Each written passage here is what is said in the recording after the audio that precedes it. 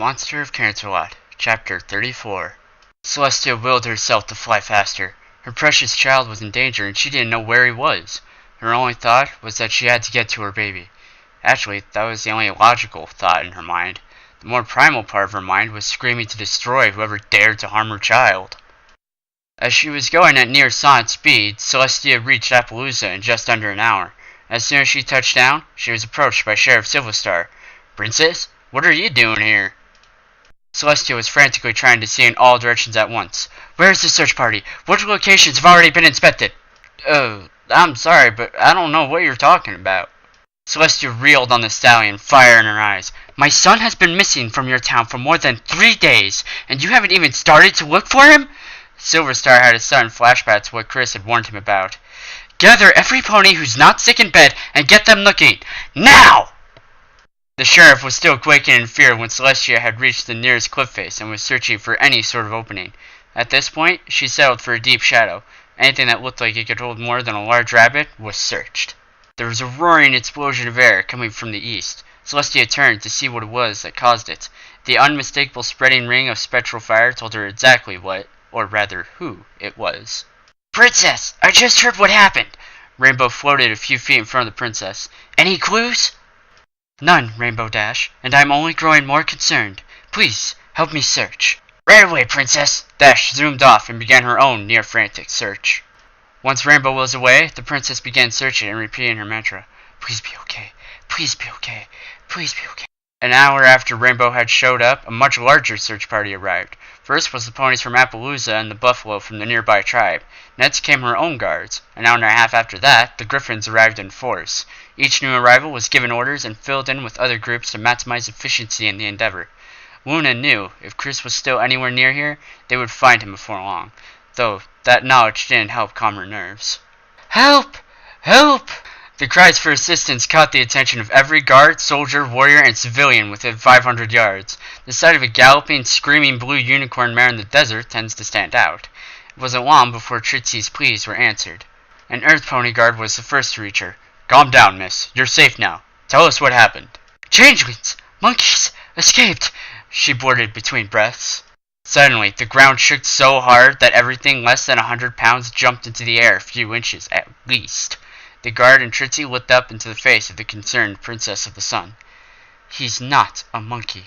Celestia had rushed over to the small plateau that Tritsy had indicated she had escaped from. She had followed the tracks left by the fleeing filly and had been led to a small cave hidden behind some shrubs. Celestia was about to enter when she felt something odd. It was magic. Strong magic that was weak at the same time. It was as if something extremely powerful was trapped beneath tons of stone. This magic was familiar, though. More familiar than any other magic on Ecuse. It was hers. In fact, it was more than just hers. Her sisters, her nieces, and her students' magic was all in one spot. It had to be the feathers they had given Chris. "I'm coming, honey. Don't worry. Mommy's here." Celestia had to get down there, and fast. Normally, when trying to get through stone, one would dig and or drill. That wasn't fast enough, though. Instead, Celestia merely removed a plug of earth telekinetically. In an instant, she had access to the beast's lair and took full advantage of it. She touched down inside the large chamber, lit only by some glowing green crystals and the light from her own entryway. As her eyes rapidly adjusted, she could hear the movement of dozens of hooves. She was not alone. Once Celestia could see clearly, she knew there was trouble. She was confident she was more than a match for at least 4 dozen of these bugs, so she was unafraid. She was more concerned with where the queen was and where her baby was being kept. "Don't just stand there, my children. Greet our guest." Celestia turned to the speaker. At first, she thought she had found her beloved son, but he'd never had a horn before. He was a changeling, a big one. She quickly realized why this changeling resembled Chris. He must be here, and this one had attempted to copy his appearance. When the changelings take ponies, that's inexcusable. When they attacked her niece at her own wedding, that was unforgivable. Full napping her son and then trying to duplicate that which sets him apart from every other creature, plant, or animal on Ecuse, that was flat out damnable. If Celestia was angry before, she was furious now, and a pony who is one step shy of being a goddess is not one to infuriate. Celestia started to approach who she figured must be the queen, when she was jumped by half-dozen changelings at once. With a simple flex of her magical muscle, her attackers were flung in different directions. "Where is he, Chrysalis?" Celestia demanded as her eyes began to light her way with their glow. "Where is my son?" "Oh, don't worry. He's here." Chrysalis stepped to the side, revealing what Celestia was looking for. "Well, what's left of him, anyway?" Celestia's mind refused to believe what her eyes were telling her. Slowly, she forced her legs to move forward, one shaky step at a time. Time slowed to a crawl as her world crumbled around her. He lay there, lifeless on the floor, with a spear still in his chest. There was no heartbeat to be heard, not even when she lifted him to her ear. What was probably the worst of all, he was still warm. Still warm, and the blood was still flowing, staining her fur a deep, dark red. "Oh, such a shame. If you had only gotten here a few seconds earlier, you might have been able to save him. Too bad." Chrysalis's mirthful gloating was cut short, almost literally, by a bloodied spear flying past her head. It missed piercing her skull by less than an inch. Chrysalis's muscles locked up tight. Slowly, she dared to look into the face of Celestia. It was now the face of true terror. On a few occasions in the past, Celestia's mane and tail have resembled flames, but always kept their pastel coloration. At this point, her mane didn't just look like fire, it was fire. Her eyes shone like the sun itself as tears streaked down her cheeks. Strangely, her fur also seemed to be changing. It gradually turned to a more and more golden orange, just like the celestial plasma she moved on a daily basis. Celestia wasn't the only thing that was different. The hole she had come through was spreading at an alarming rate. Growing in size, and larger pieces flew off into the skies above, leaving nowhere for the changelings to hide from the all-revealing daylight. All the while, Celestia held her son's corpse tightly to her barrel, as if fearful she might lose it. "Get her, you fools!" Chrysalis ordered. Unwilling to disobey their queen, the changelings rushed in, forgetting how easily she had dispatched the others before them. This time, however, Celestia wouldn't be satisfied with merely shrugging them off. A dozen of them floated off of her, exoskeletons creaking under the immense pressure of her boundless rage. Others were slammed into rots, stalagmites, and stalactites, as well as the floor, each resulting in a sickening crunch as bones, horns, and chitin alike were cracked and broken. The scene was one that was so terrifying to gaze upon that even her own guard only dared to watch from outside the gaping hole in the planet. Not even the griffins were brave enough to come near, and they were all proud warriors whose king had made it abundantly clear what would happen to those who dared to not give the search everything they had. But there was one who dared to enter the gaping maw that was once the changeling's hive. One who knew exactly what danger Celestia was hurtling toward at breakneck speeds. She knew because she had mirrored them 1,000 years ago. Celestia had just finished dispatching all of the smaller changelings and had turned her sights onto the queen when her sister had landed next to her. "Sister, you must stop the—" "Christopher?" Luna reached a hoof out toward the corpse, still in Celestia's grasp. Though, when Celestia set her burning gaze upon her sister, Luna withdrew very quickly, lest she lose that hoof. At that moment, all Celestia could see were enemies. Celestia turned back to the biggest target there was, Chrysalis. The queen was enveloped in a golden aura that lifted her off the ground and was already pulling her in all directions. "Ow! My fingers!" Celestia screamed as Celestia spread the fingers in both hands almost to the point of dislocation. "They're not yours!" Celestia roared in a royal Canterlot voice that seemed to be calling from the beginning of time. "Only my son has fingers like these!"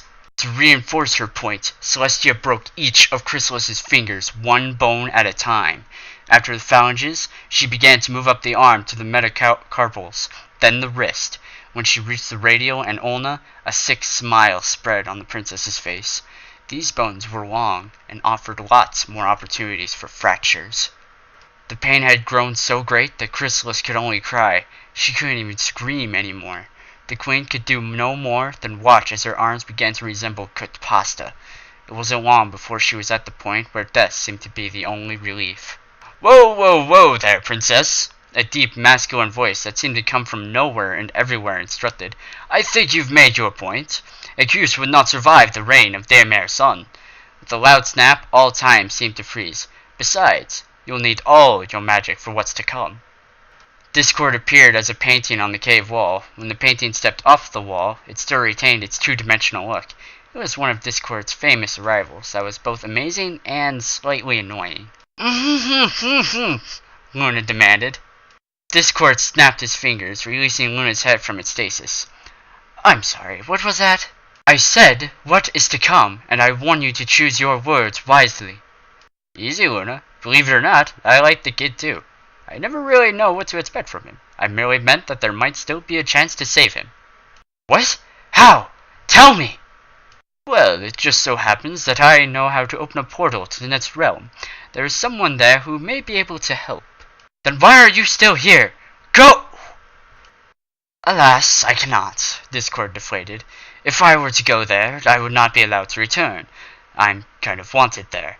And if I can't come back, I can't bring any pony back either. You and your sister can go, though. All it'll take is the majority of your magic to open the portal. Whatever it takes, I will do it. Celestia's fur returned to its normal white, and her mane regained its pastel colors. She had begun to come to her senses. Ooh, it seems somebody else wants to join in on the conversation. He snapped his fingers, and both princesses were freed. Is what you say true? Can you really save my baby? No, I can help you save your baby. All I need is your magic. Celestia looked down at Kristen's limp body. She brushed a strand of hair out of his face and kissed his forehead. Whatever it takes. Excellent. Shall we begin? The two sisters watched through a strange scene. It was completely devoid of color, with the exception of themselves. Everything else was varying shades of gray, even the trees and flowers, and so were the residents. Ponies, griffins, and minotaurs trudged along a narrow path beside each other, but not really seeming to notice anything. They all simply placed one hoof or foot in front of the other and made their way toward a single seated figure. From where they were, they couldn't make out much of him in any detail, and the robe wasn't helping. But the robed figure wasn't what Celestia was concerned with. Rather, it was one seated on the ground, next to it. Chris! Celestia and Luna galloped to the front of the line. Once there, they could more clearly see the pony in the robes, though, in truth, he was only a pony because they were. His bleached white skull would take the form of whatever creature gazed upon it. The voice, however, would always sound the same, even though no one ever truly hears it with their ears. Rather, they feel it with their soul. Oh, Princess Celestia and Luna. I honestly never thought I'd see either of you here. What is it that I can do for you? Forgive us, sir, but we have come for him, Luna informed Death, while pointing at Chris's unresponsive form. Celestia wanted so badly to go to her son and hold him again, but no one stepped on Death's robes. Oh? Death looked down at the human seated next to him. Then he looked at Celestia's desperate face. I see. Yes, rather a strange case, this one. Death raised an hourglass that was only about a quarter empty in the top. As you can see, his time is far from up, and yet here he is. He was supposed to live well into his 80s in his own world, a respectable age for his kind. Instead, his soul is trapped here. I cannot even place him into an eternity yet. Tragic, really. Then give him back to me, Celestia begged. Please, give me back my baby. If only I could. Sadly, he has no functioning body to return to. Please, there must be something that can be done. I'll do anything. As will I, Luna agreed. Well, there may be one way, but it would leave you both extremely weakened. I'll do it! Celestia yelled, and then realized to whom she was talking. I don't care what it takes. I need my son back. So I see. Very well then. What I'll need to repair his body and restore his life is some life force from both of you, though it's a mere trifle for someone like yourselves. Once I have what I need, his life will be restored, though before he begin, I must warn you, he will be changed. Changed? How? Luna asked. Even I don't know. The change may be physical or emotional. He may even wind up like our friend Discord. Is it a risk you are still willing to take? Yes! Both princesses cried out in unison. As long as you understand the risks, you may now return to your own realm. Christopher will be alive when you get there, though it will take some time before his body is healed enough for him to be up and about. We understand. Luna was pushing her sister, who refused to take her eyes off her son. Thank you. Oh, before you go, would you like to know his real family name? 1 second, literally 1 second after the two sisters came back through Discord's portal, Celestia had Chris in her hooves again. She was crying again, but this time, there were tears of joy. She could hear Chris's heart beating, and it was the greatest sound in the world. Luna looked around the chamber to find that things had been well taken care of while they were gone. Chrysalis and all her changelings had been captured, tied up, and fitted with magic suppression rings on their horns. The chamber was also filled with guards of several different species. It was refreshing to see. Princess Luna! Princess Twilight, it is good to see you. Your friends as well. We came as fast as we could. Is it true? Is Chris really? Twilight asked. He was. Twilight and her friends gasped in shock. Fluttershy wrapped her hooves around Applejack and cried into her shoulder. Worry not, my friends. We shall be all right once again. He only needs time to heal. Phew, what a relief. Phew, what a relief. Indeed, Discord, and though I find it a difficult pill to swallow, I must thank you for your help. Hey, what other option was there for a reformed Dragonet youth to do? Besides, if he were to die, then my dear Fluttershy would be sad, and I can't have that. Whatever the reason, the result is the same. My nephew is alive, and the changelings have been captured. In all, I would say the ending has been a happy one.